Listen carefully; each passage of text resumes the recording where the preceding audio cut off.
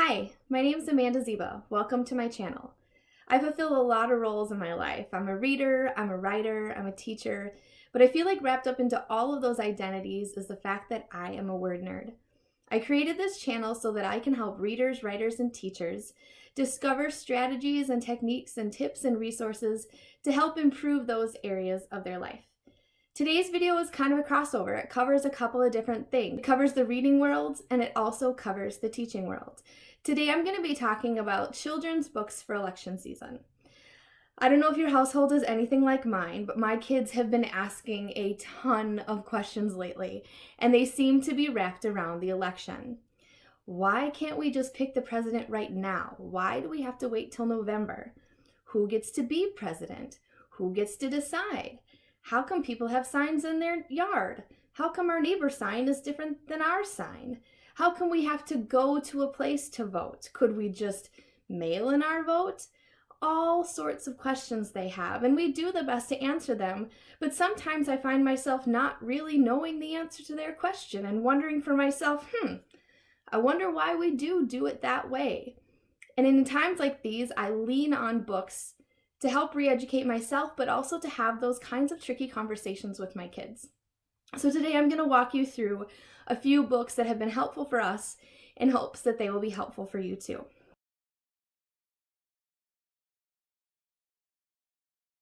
The first book that I'm going to share is one of my ultimate favorites, and it is called Grace for President by Kelly DiBuccio.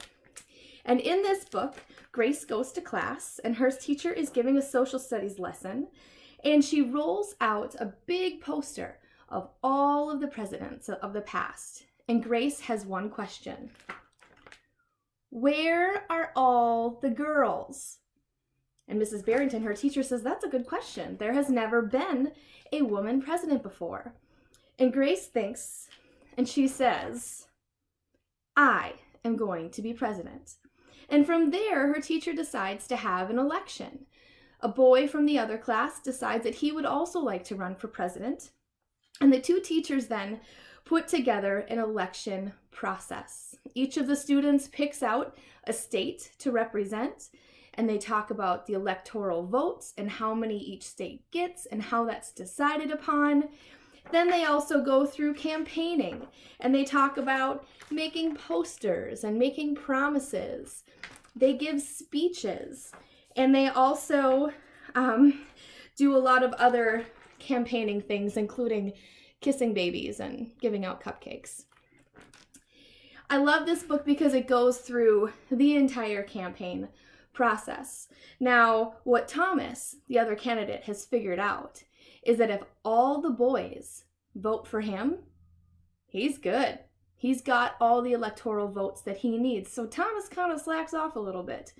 He goes to practice instead of campaigning. He doesn't talk with his classmates about what they'd like from him as a president because he thinks he's got it in the bag. He's like, well, if all the boys vote for me, which they will, then I'm good. I don't need to do anything. But Grace keeps working hard. And then the climax of the book comes when, on election day, all of the students are turning in their votes. The Yellowhammer State of Alaska casts its 9 votes for Thomas Cobb. The Last Frontier State of Alaska casts its 3 electoral votes for the best man for the job, Thomas Cobb. The Grand Canyon State of Arizona casts its 11 electoral votes for Grace Campbell. So you get to learn some really great facts about the states as you go through the book as well. No, I'm not going to wreck the ending, but it's definitely a fun little twist and a surprise, and I highly recommend it for anyone wanting to give their kids an introduction to the election process and especially the Electoral College. So first recommendation is Grace for President by Kelly DiBuccio.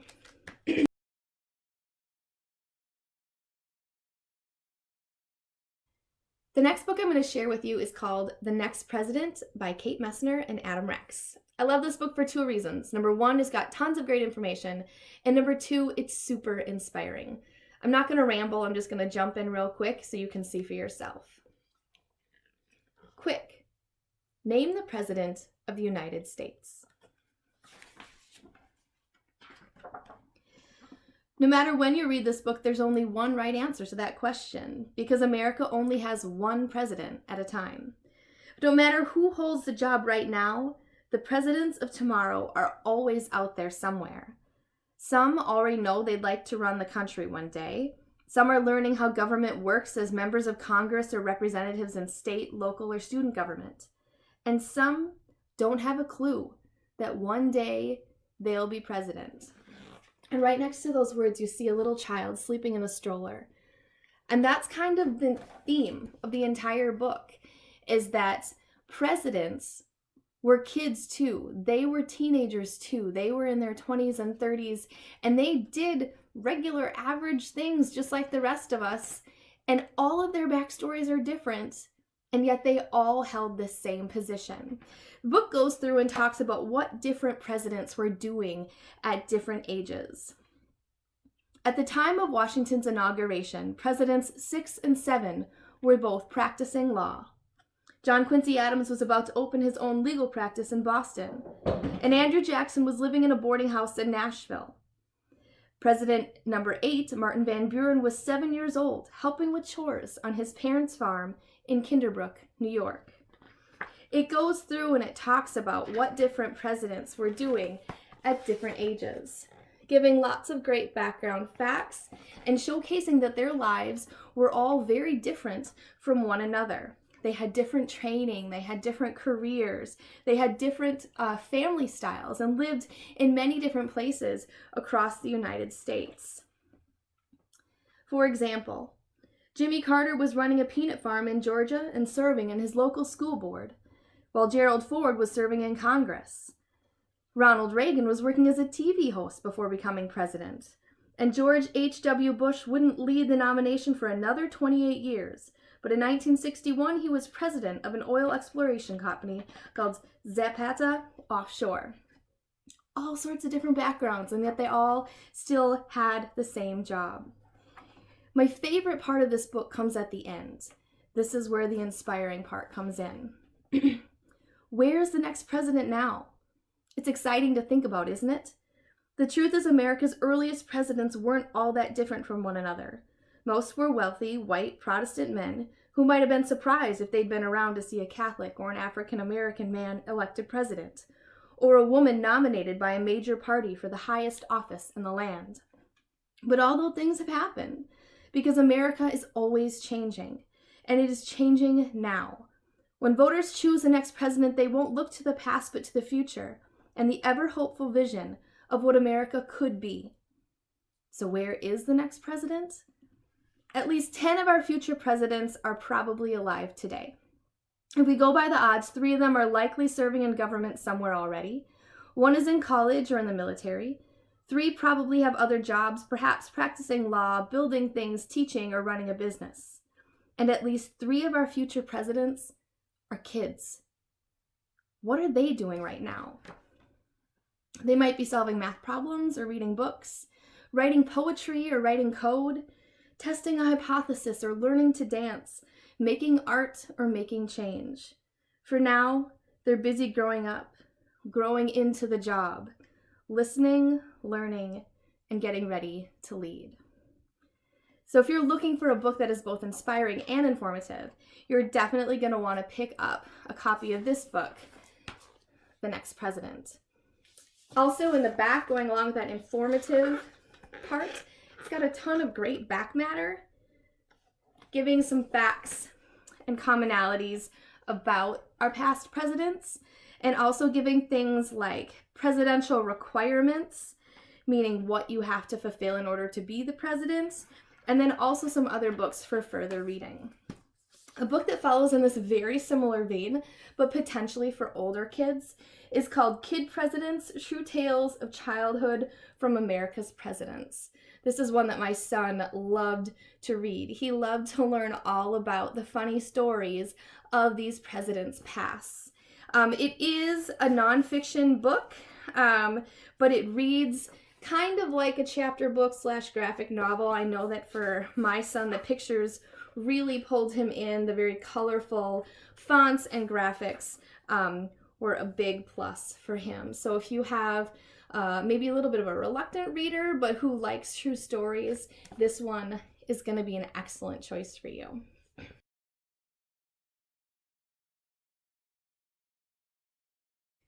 The next one I want to talk about is called What is a Presidential Election? And this is by the Who Was series that was so famous for sharing biographies about famous people's lives. And they've kind of branched out and are now covering more nonfiction material.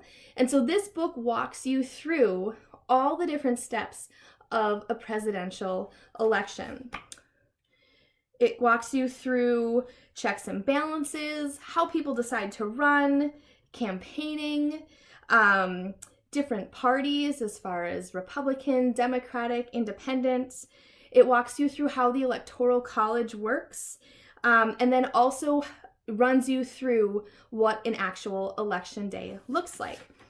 A few things that I like about this book are, again, it's very graphic in nature, which I know is appealing to many kids.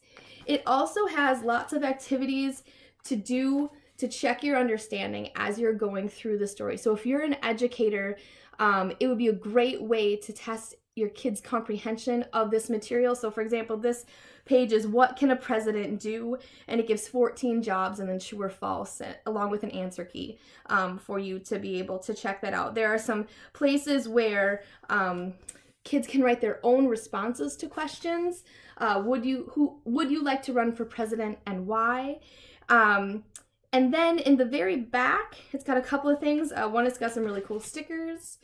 And then it also has a tear out map of the United States with all of the Electoral College vote numbers on it. And it encourages kids to fill that in as they are watching the election coverage. So a ton of really great interactive information for an awesome learning experience.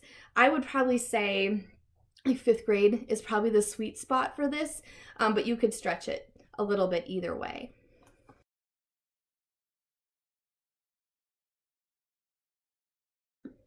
And then last but not least, this one isn't really election focused, but if you just want to learn more about our country's presidents, this is a classic.